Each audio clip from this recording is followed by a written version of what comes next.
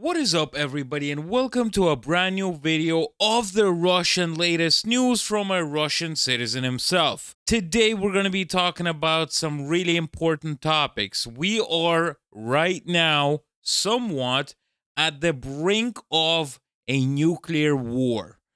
We have the second Cold War just around the corner.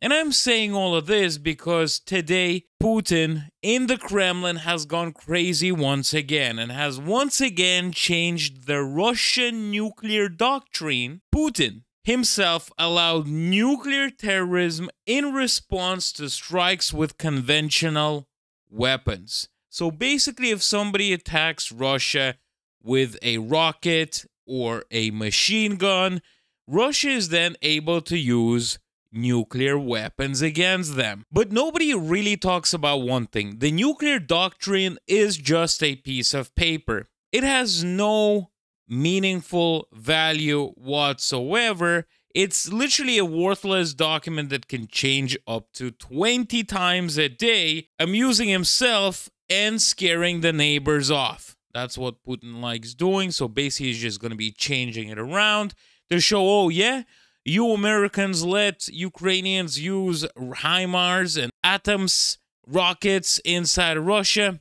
Well, you know what? If they're going to be using that, we're going to be able to use a nuclear missile on them and on you as well. By the way, guys, if you still have not subscribed to the channel, I would really appreciate the subscribe and the like. You could hit it in a second. Thank you very much. So Putin is doing this just to scare the West, to show the mighty power that Russia has, to show them the nuclear weapons, which I'm not sure will even work.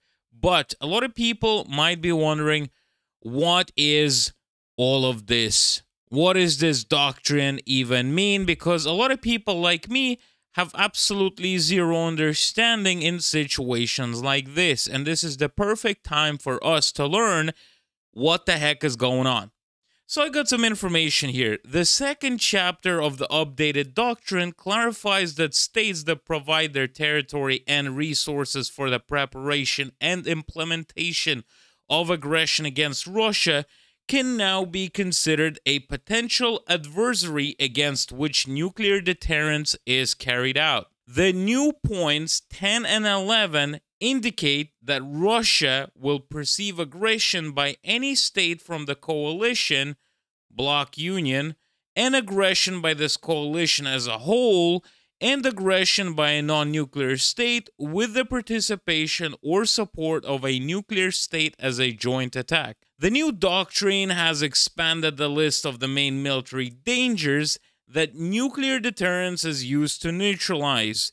Now it includes, among other things, the mere possession by potential enemy of any type of weapons of mass destruction that could be used against Russia, military exercise near the country's borders, the uncontrolled proliferation of weapons of mass destruction, attempts by a potential enemy to strike ecologically dangerous objects or isolate part of Russia's territory, as well as the creation or expansion of the military, which could lead to the approach of their military infrastructure to Russia's borders. This was basically one of those red lines that were crossed once again, because as you know, yesterday, President Biden has allowed Ukraine to do deep strikes with missiles into Russia. And like I said in yesterday's video, Russia and Vladimir Putin will not like that whatsoever. So they're going to be pushing it. They're going to be showing the Russian strength. They are going to be trying to scare the world.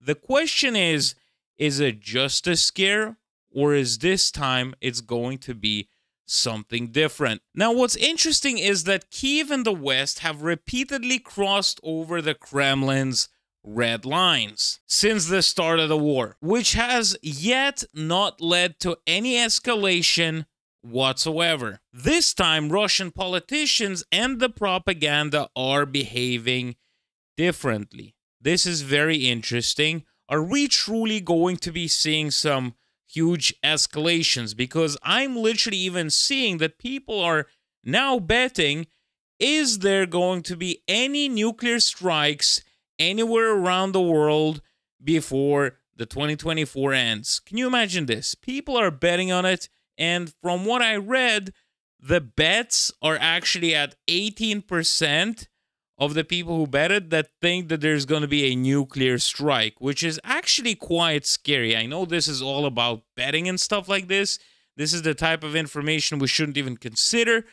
But thinking about it, it's quite possible that we might be seeing a nuclear strike somewhere, which is very, very horrible. I truly don't even know where all of this is going to be taking the whole world into. This is very hard to even think about. The conflict has escalated so big that there's just no way to predict this anymore. We see that Ukraine can now launch strikes deep into Russia. Russia is getting absolutely mad at the fact that now the Russian cities are going to be bombed because there's military infrastructure around them. And, you know, when you have rockets flying in, they could be taken down by the systems in Russia. And those rockets can lose control or just fall down on a building, which can cause casualties, which is also very scary. Guys, as you know, I'm from Russia. I got family living in Russia. And all of this is happening not that far away from where I used to live in Moscow region and where my family lives. So it is quite scary that this could all be just, you know, very, very bad. I don't even want to think about it, but we're going to be seeing a lot more casualties, a lot more escalation because of this. Even although there were a lot of people telling me in the comment section on the yesterday's video saying that, you know, Ukraine does not attack civilian infrastructure. They only attack military objects. But people don't take into the consideration that when a Russian soldier, right, who's guarding the skies, right, with the air defense system, and they see a rocket flying in, they will try to take it down. And when they shoot it down, the rocket still has to land somewhere, even if it exploded somewhere in the skies. And as you guys know, it's still going quite fast, and you got pieces of metal flying from the sky onto the ground, which is very devastating and very hard. This is what I'm talking about. And not only this, is that we are seeing Russia literally saying, I mean, you know, let's be honest, we hear Russia threatening people that they're going to nuke them and stuff like that all the time. But this time, it truly feels different. There actually was an ATACMS strike in Russia already that happened yesterday. And let me read this out to you. This was actually, I got this news right now. The Russian Defense Ministry said Tuesday afternoon that Ukraine had struck the Bryansk region with 6 American ATACMS ballistic missiles on Tuesday night, which is literally really, really, really close to Moscow. Like, not far away whatsoever.